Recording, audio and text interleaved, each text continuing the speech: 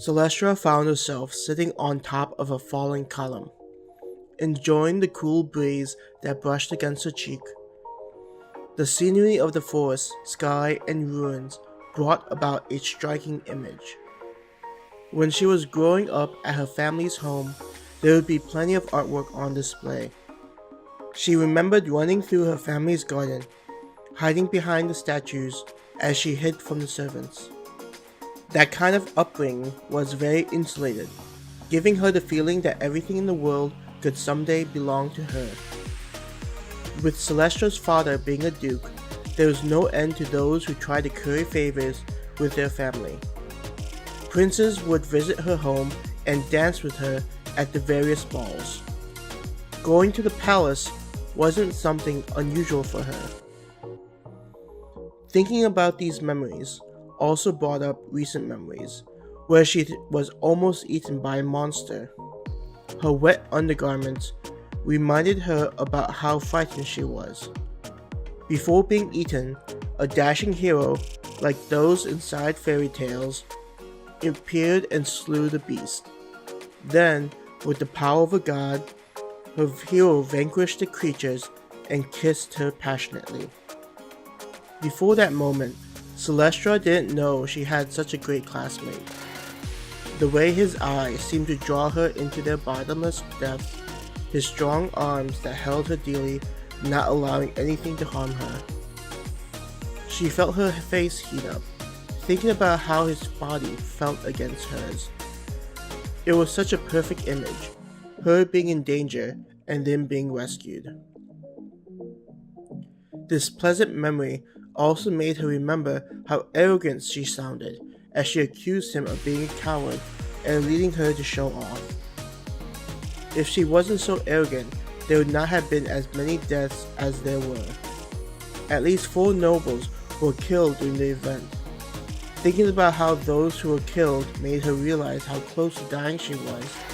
Hunting here wasn't like how it was with her father's guards and adventurers there to protect her. After E had killed the remaining monsters, they had headed back to the Junction to meet up with the primary force. E had carried her in a princess carry, cause her legs were shaking so much from experiencing such an event.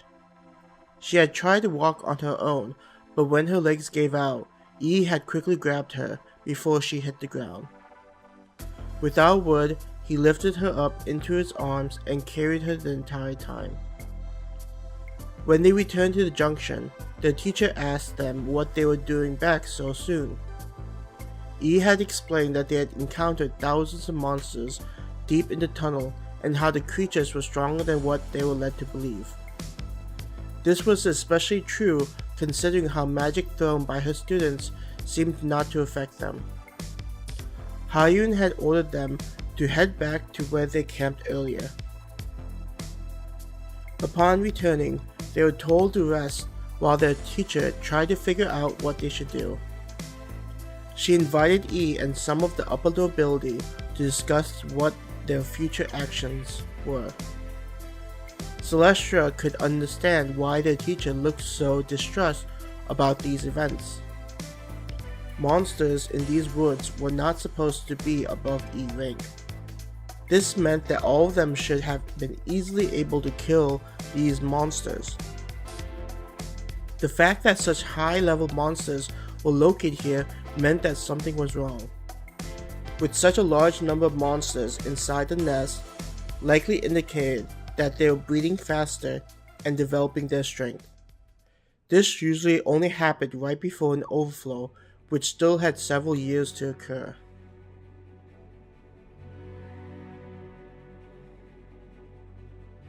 As a kid, Celestia had witnessed what happens during an overflow.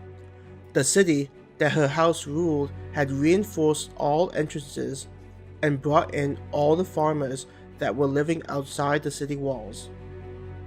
Each city was always prepared for sieges or overflow, so there was sufficient amount of provisions. When all preparations were finished, the sky had looked as if it was drenched in blood.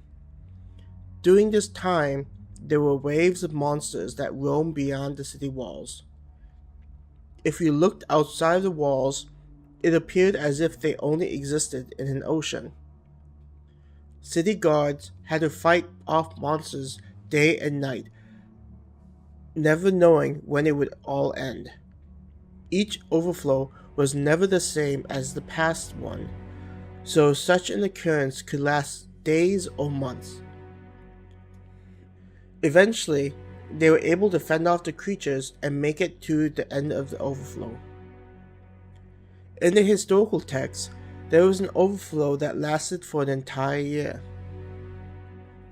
When the people of the world thought that they would be swallowed up by monsters, the gods had stepped in and smote them. The armies of the gods were endless, and each of the gods seemed to possess mighty powers. Their armor glimmered like the sun, and their weapons shot out destructive force. This event then created the current faith that the populace worshipped. Since then, there has never been an overflow that lasted as long as it had in the ancient texts. But the problem was that if an overflow were happening soon, it would be far too early, especially after the Empire had invaded them and attacked Leaf Village. The kingdom is likely hesitant to retaliate against the Empire for this exact reason. An effort needed to be put in to resist the waves of monsters and the red sky. Celestia clenched her fists in frustration. Her magic ability, which she was so proud of, was powerless. What was she going to tell her father? Thoughts of doing training and getting stronger ran through her mind. Earlier, she thought about how going to school was a waste of time, and how the pace she was going was enough. There was no need for her to take on quests like an adventurer, because her background was sufficient to justify her path. Glancing over, Celestia was torn from her thoughts as she saw E walking past her. Jumping to the ground, she ran over to E. "E, how was the meeting with the teacher?" she asked, not caring about the meeting in actuality. He looked back at her, smiling, and said, "Hyun stated that we should be heading back to the city. Considering how powerful the monsters are, we are not prepared to fight them." "But with how powerful you are, surely we could fight those creatures," she stammered. E placed his hand on her cheek, looking deep into her eyes, and replied, "I was able to bring out such strengths because I could not bear losing you. Protecting you helped bring out such abilities." Celestia could feel her face getting hotter and begin to move towards him. His words seemed to cloud her thoughts and only reminded her about the feel of his chest and arms around her. When her body was nearly against his, a voice said, "Master, we will need to head back to the city soon." Startled, she looked at the source of that sound and noticed his servant looking at her. The way she looked, her mature-looking body and beautiful face, caused Celestia to feel a tightening in her chest and anger deep within her. Instead of moving away from E, she stared back at his servant. "I am sorry, Celestia, but I will need to get ready to leave. The class looks like it is almost finished preparing and ready to depart. I am happy to see that you are feeling better," E casually said, walking away with his servant in tow. Realizing that she didn't thank him or suggest that they travel together, she cursed at the missed opportunity. Thinking about that hussy of a servant getting in between her master and Celestia's conversation, she gripped her fist tightly.